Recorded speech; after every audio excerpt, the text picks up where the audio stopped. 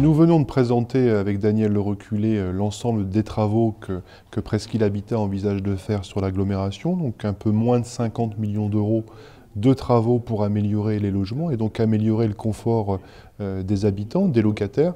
Et c'est pour les élus que nous sommes une excellente nouvelle. Nous l'avons souhaité au même titre que Presqu'île Habitat. Presqu'île Habitat, c'est le bras armé de la communauté urbaine en termes de politique de logement. Et nous avons profité de ce point presse pour faire aussi un tour d'horizon complet de ce que la communauté urbaine met en place en termes d'habitat et en termes de logement, à la fois le soutien aux bailleurs, la création de nouvelles ZAC comme Grimesnil-Monturbet, où on va inaugurer tout à l'heure, poser une première pierre, avec la volonté de développer cette zone pour modifier, pas pour modifier, mais pour amplifier l'offre de logement, et puis l'ensemble des aides que la communauté urbaine octroie à la fois aux bailleurs, pour moderniser les logements, mais aussi sur l'hyper-centre-ville, pour continuer à moderniser un certain nombre de logements et faire revenir du monde sur ce territoire, sur cette agglomération.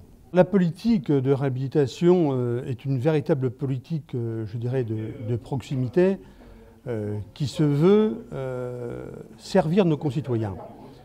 Quand je dis cela, lorsque les personnes ont la chance d'avoir un logement, la chance de vivre dans le confort, c'est, je crois, pour eux, un élément majeur de leur vie au quotidien.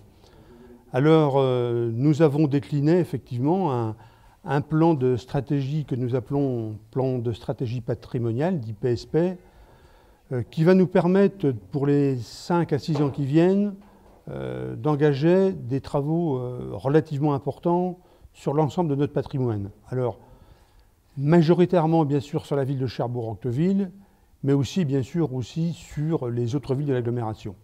Nous envisageons, par exemple, aujourd'hui, de procéder à une partie de la réhabilitation du bâtiment dit des 3 tours, où là, il est prévu d'y investir 2 millions d'euros.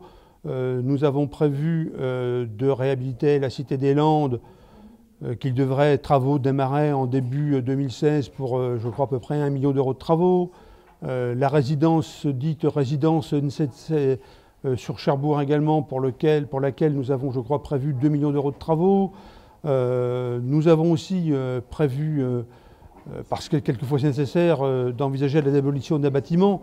Donc vous voyez, sur Cherbourg-Octeville, et notamment sur le quartier des Provinces, il va se passer beaucoup de choses dans les mois et années qui viennent. Sans oublier bien sûr les villes de l'agglomération, puisque sur le secteur de Tour-la-Ville, nous allons réaliser quelques travaux sur le secteur du Pont-Marais, comme nous allons le faire également sur Équeurdreville dans le secteur de la Bonde. Donc vous voyez, aucune ville de l'agglomération ne sera oubliée. Et je dirais, nous allons essayer de traiter nos locataires de façon la plus équitable possible. Il y a un constat qui est fait et qui n'est pas nouveau de ces immeubles de centre-ville qui sont aujourd'hui dans un état délabrement, je dirais, inacceptable.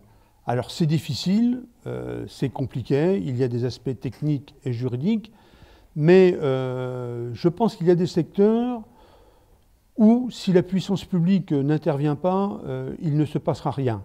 Et je pense que les programmes qui sont imaginés aujourd'hui devraient permettre à la collectivité d'agir pour faire un petit peu bouger ce qui existe aujourd'hui, essayer de redonner un petit peu à ce centre-ville un cachet nettement plus agréable. À bientôt sur tvie.tv.